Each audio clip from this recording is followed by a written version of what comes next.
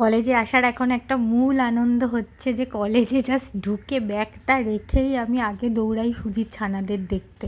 আর যেহেতু মাঝখানে দুদিনের ছুটি ছিল, গ্যাপ ছিল, তো আমি বাড়িতে বসে ভাবছিলাম যে ওরা কেমন আছে, ওদের কি এর মধ্যে চোখ ফুটে গেল কি না, এইসব ভাবতে ভাবতে আমি আগে এসেছি, সকালবেলা আগে ব্যাগটা রেখেই ছুটে এসেছি ছানাদের দেখতে। এসে দেখি যে হ্যাঁ, যা ভেবেছিলাম তাই।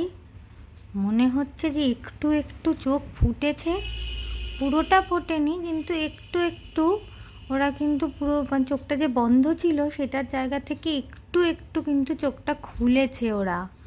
এই যে দেখো, দেখাও দেখাও দেখাও, সবাইকে দেখাও একটু কেমন তোমার চোখ ফুটেছে। ওরে বাবারে, ছটফট করে নাকি, ছটফট করে, বলি বাবালি, দেখি দেখি দেখি দেখি, করে চলে যাবে।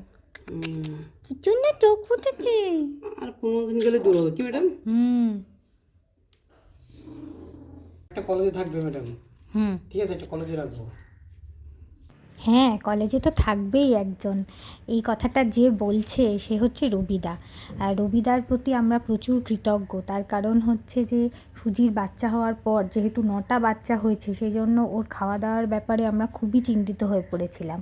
এবং আমরা জানতাম যে ওর খাওয়া দাওয়াটা প্রচুর পরিমাণে বাড়াতে হবে। ওকে যে দুবেলা খেতে দেওয়া হয় সেটা এখন মানে অন্তত 3 বেলা, আর 1 বেলা বিস্কুট, 3 বেলা ভাত, এটা করতে হবে। তো এই দায়িত্বটা রবিদার ওপরে দেওয়া হয়েছে। রবিদা হচ্ছে আমাদের কলেজের 24 ঘন্টার কেয়ারটেকার।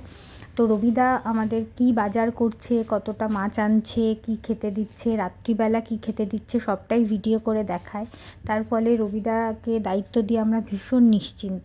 তার কারণ এই মুহূর্তে বাচ্চারা তো খাবে না, সুজির যত্নটাই আমাদের একমাত্র কর্তব্য।